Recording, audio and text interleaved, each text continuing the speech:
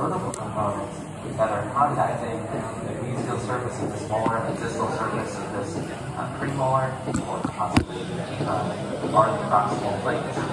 And important to note, this is technically a type of minor connector.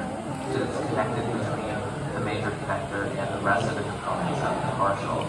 So proximal plates are a very specific type of minor connector that contact proximal surfaces of the above tube. And the corollary to this is the guide plane and the flat parallel surface of the above tube that provides a path of insertion and removal. So this is the vertical surface of the tube adjacent to an edentulous space or distal extension that literally guides the seating and removal of the partial. This is where the proximal plate will be contacted. So the guide plane is not usually the natural surface of the tubes and may require some preparation by means of the operator to smooth that surface of the tube that's adjacent to the bounded edentulous space. In other words, the natural contour of this tube may create some sort of undercut underneath here. And in order that the metal be a little bit straighter up and down, the operator might have to plane that surface with a tapered or straight diamond or carbide or whatever you're most comfortable using in order to provide a flatter, more parallel surface so that the partial can be guided and inserted much easier for the patient. So the guide plane should be, on average, about 1/3 the buccal-lingual width of that tube, and it extends about 2 to 3 millimeters vertically down from the marginal range. So here's our marginal width for this tube. About 2 to 3 millimeters down, that's where the guide plane would be there, and this is about what the guide plane would be for the molar. So sometimes, depending on how those tubes are rotated and tilted, you might not need one, but if there is a severe undercut, then it's most likely required that you have to plane that surface just a little bit. So, much like we had the rest, part of the metal, and the rest seat as part of the tube, we have the proximal plate, which is part of the metal, the guide plane, which is part of the tube. And lastly, let's talk about the indirect retainer. So let's go through a very brief physics lesson to start. We have a distal extension area of a partial, as you can see in this image here, and it's loose, which means it's not anchored posteriorly. In other words, the left side is anchored posteriorly since we have this nice rest on this molar here, and so this can't be seated any further down because the metal's contacting the tube surface, which is a nice, hard, firm surface. Whereas this distal extension is not anchored posteriorly. It's sort of flat up and down with the bounciness of the soft tissue of the bridge.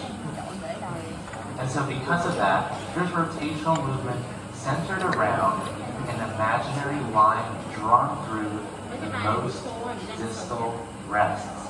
And this is really, really important. So we look at this partial design, and it's a similar design on the right side, but I'll get to that in a little bit. And you want to find the most distal rest on both sides. So for the patient's left side here, this would be the most distal rest.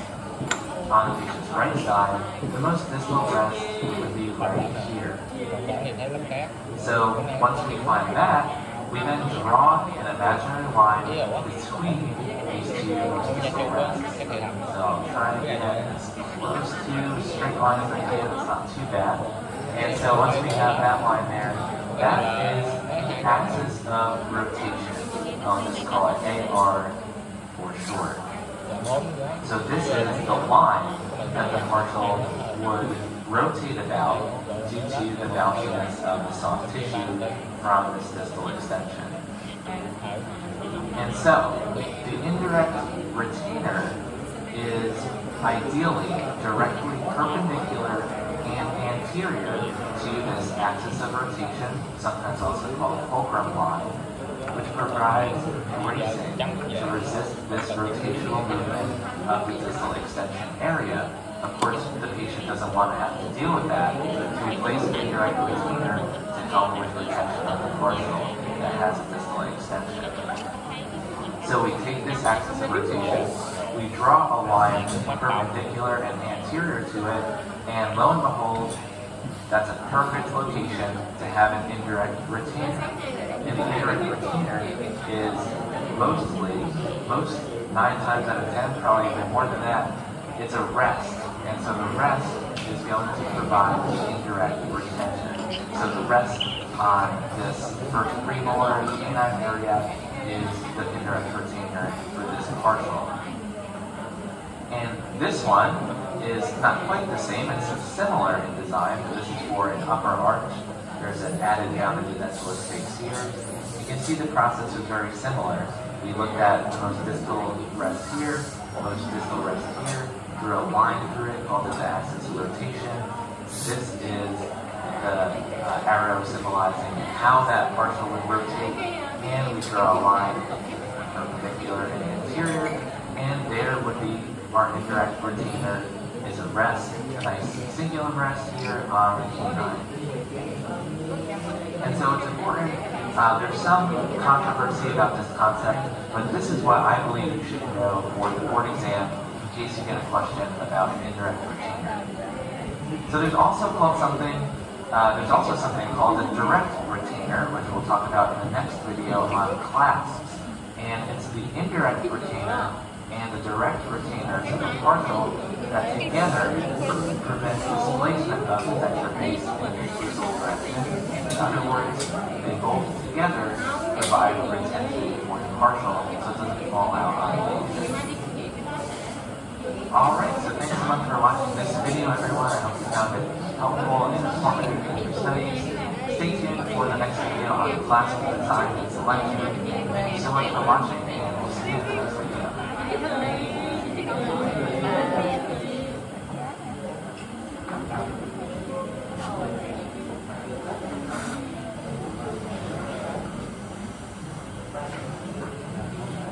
Đừng nói đi coi thiệt.